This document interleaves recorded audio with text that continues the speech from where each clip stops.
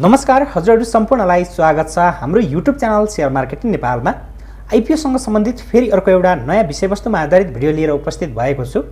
अनि आजको यो भिडियोमा पनि हामीले दुई कम्पनीको आईपीओ को बारेमा चर्चा गर्ने छौं, जसमध्ये पहिलो कम्पनी रहेको छ नेपाल रिपब्लिक मिडिया, जसले आईपीओ निष्कासन गर्नको लागि धितोपत्र बोर्डबाट आईपीओ निष्कासनको अनुमति पनि प्राप्त गरेको छ।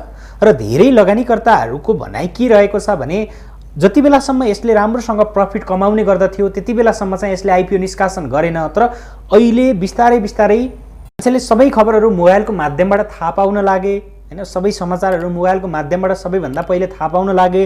त्यसपछि कम्पनी जब चाहिँ एकदमै प्रफिट कम कमाउन थाल्यो, कम्पनी डुब्ने अवस्थामा आयो, त्यसपछि कम्पनीले आईपीओ निष्कासन गरेर प्रमोटरहरू चाहिँ भाग्ने कोसिस गरिरहेका छन् भनेर पनि लगानीकर्ताहरूले चाहिँ के गरिरहेका छन् त अहिले कुराहरू चाहिँ सामाजिक सञ्जालमा उठाइरहेका छन्। के हामीले यस कम्पनीको आईपीओमा आवेदन दिँदै गर्दा हाम्रो लगानी डुब्ला त, अथवा कम्पनीको अहिलेको अवस्था के छ, यस कम्पनीको आईपीओमा आवेदन दिने कि नदिने, त्यसको बारेमा सबै जानकारी तपाईहरुलाई आजको यो भिडियोमा दिनेछु म। अनि त्यसैगरी फेरि अर्को एउटा कम्पनीले आईपीओ निष्कासन गर्ने भएको छ, त्यसको बारेमा पनि सबै जानकारी तपाईहरुले आजको यो भिडियोमा पाउनुहुनेछ। त्यसकारणले गर्दा पनि भिडियो एकदमै महत्त्वपूर्ण रहेको छ, हजुरहरुले अन्तिमसम्म हेर्नुहोला। अनि यस्तै विषयवस्तुमा आधारित अन्य भिडियो हेर्नको लागि चाहिँ हाम्रो च्यानललाई सब्स्क्राइब गरी साइडमा रहेको बेल आइकनलाई पनि क्लिक गर्न नभुल्नुहोला, जसको कारण हामीले अपलोड गरेको भिडियो सबैभन्दा पहिले हेर्न र सुन्न सक्नुहुन्छ।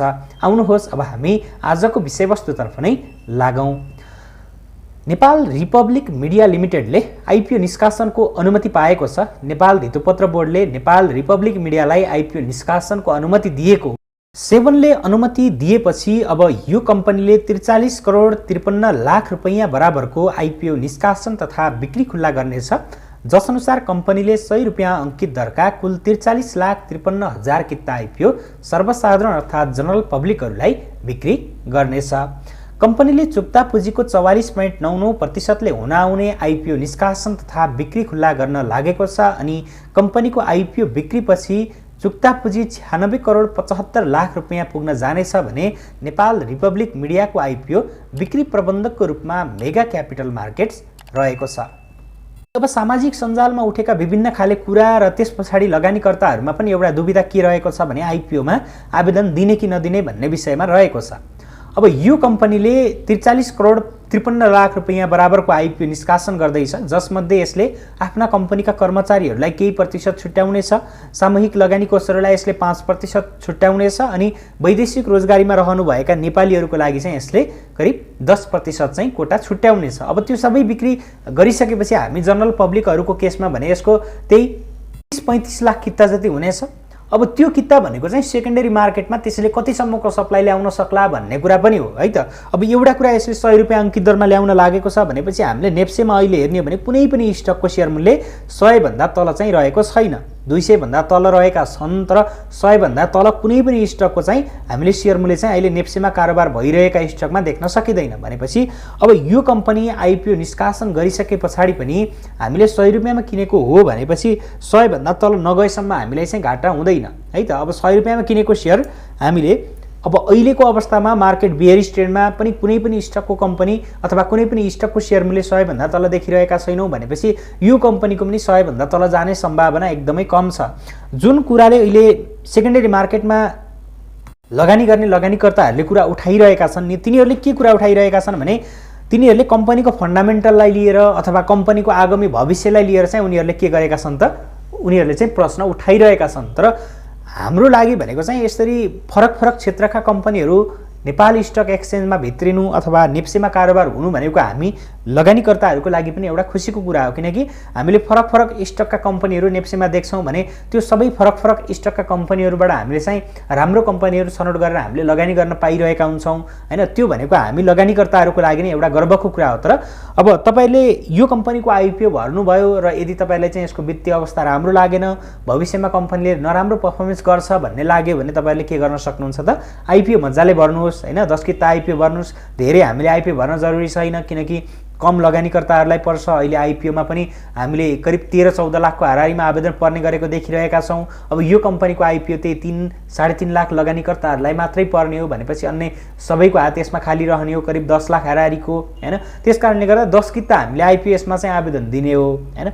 10 किता आवेदन दिइसकेपछि यदि कम्पनीको फन्डामेन्टल राम्रो रहेनछ, कम्पनीले लगानीकर्ताहरूलाई त्यस्तो धेरै राम्रो डिभिडेन्ड चाहिँ नदिने भयो भने त्यो अवस्थामा चाहिँ हामीले के गर्न सकिने भयो त, सेकेन्डरी मार्केटमा राम्रोसँग कारोबार खुलिसकेपछि तपाईँहरूले चाहिँ के गर्न सक्नुहुन्छ त, आफ्नो प्रफिट बुक गर्न सक्नुहुन्छ अथवा आफ्नो आइपिओ तपाईँहरूले बिक्री गर्न सक्नुहुन्छ र फन्डामेन्टली स्ट्रङ कम्पनीमा सिफ्ट हुन सक्नुहुन्छ। तर अब सबै मोबाइलको जमाना आयो, मान्छेले चाहिँ मिडियाहरू हेर्दैनन्, टेलिभिजन हेर्दैनन्, पत्रपत्रिका पढ्दैनन् भनेर यदि हामीले भन्छौँ भने पत्रपत्रिका पनि त अहिले त चलिरहेकै छ नि त, हैन। मोबाइल आएपछि टेलिभिजन पनि त चलिरहेकै छन्। समय परिवर्तन भइराख्छ भन्दैमा सबै कुराहरू चाहिँ पुराना कुराहरू हट्दै जान्छन् भन्ने पनि हुँदैन क्या। हामीले पहिला एन्टिनाको माध्यमबाट टिभी हेर्ने गरिन्थ्यो, हैन। डिसमको माध्यमबाट टिभी हेर्ने गरिन्थ्यो केही समय पहिला, अहिले पनि धेरैजनाले गर्नुहुन्छ। तर अहिले बिस्तारै के भएको छ त, बिस्तारै इन्टरनेटको माध्यमबाट चाहिँ टिभी हेर्ने व्यवस्था आइसकेको छ। अनि यो भनेको चाहिँ के हो त, यो नेपाल रिपब्लिक मिडिया भनेको चाहिँ एउटा मिडिया मात्रै होइन, यो उनीहरूको बिजनेस पनि हो के, जसलाई उनीहरूले समयसँगै परिवर्तन चाहिँ गरिरहेका हुन्छन्। अब उनीहरूको उद्देश्य नै आइपिओ जारी गरेर अनि 3 वर्ष पछाडि लक इन पिरियड खुलिसकेपछि प्रोमोटर पब्लिकमा कन्भर्ट भइसकेपछि बिक्री गरेर भाग्ने सोच हो भने त त्यो कुरा हामीले अहिले नै भन्न सकिने अवस्था भएन, हैन। तर आइपिओ नै आवेदन नदिने अथवा घाटा हुन्छ अथवा कम्पनी डुब्न लागेको छ भन्ने खाले कुराहरू आउँछन् भने तपाईँले ती कुराहरू छोडेर चाहिँ आइपिओमा आवेदन दिन सक्नुहुन्छ। र अब यसको बारेमा फन्डामेन्टल कस्तो छ, कम्पनीको वित्तीय अवस्था कस्तो छ, यसको चाहिँ वासलात कस्तो छ, कम्पनीले के कति नाफा कमाएको छ या छैन भन्ने विषयको बारेमा तपाईँहरूलाई म चाहिँ यसको फन्डामेन्टल एनालाइसिसको भिडियो चाहिँ लिएर उपस्थित हुनेछु। त्यति बेलासम्मको लागि चाहिँ तपाईँहरूले प्रतीक्षा गर्न सक्नुहुन्छ। म चाहिँ यसको फन्डामेन्टल एनालाइसिसको भिडियो, यसको रिपोर्ट मैले प्राप्त गरेँ भने छिट्टै नै लिएर चाहिँ उपस्थित हुनेछु। अनि अर्को चाहिँ हामीले घोराई सिमेन्टको पनि फन्डामेन्टल एनालाइसिसको भिडियो चाहिँ अब छिट्टै नै हेर्दैछौँ है त। र अब आजको लागि चाहिँ यसको अपडेट यति नै रहेको थियो। आजको अर्को अपडेटतर्फ लागौँ जुन आइपिओसँग सम्बन्धित नै रहेको छ।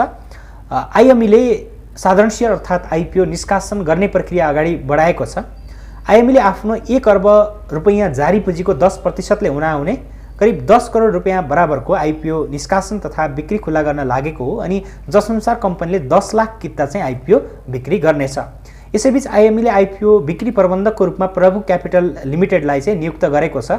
काठमाडौँको पानीपोखरी स्थित आइएमईको मुख्यालयमा आज आयोजित कार्यक्रममा आइएमईका प्रमुख कार्यकारी अधिकृत खिलेन्द्र पौडेल र प्रभु क्यापिटलका प्रमुख कार्यकारी अधिकृत बीच आइपिओ निष्कासन तथा बिक्री प्रबन्धक नियुक्त सम्बन्धी सम्झौतामा चाहिँ हस्ताक्षर भएको छ।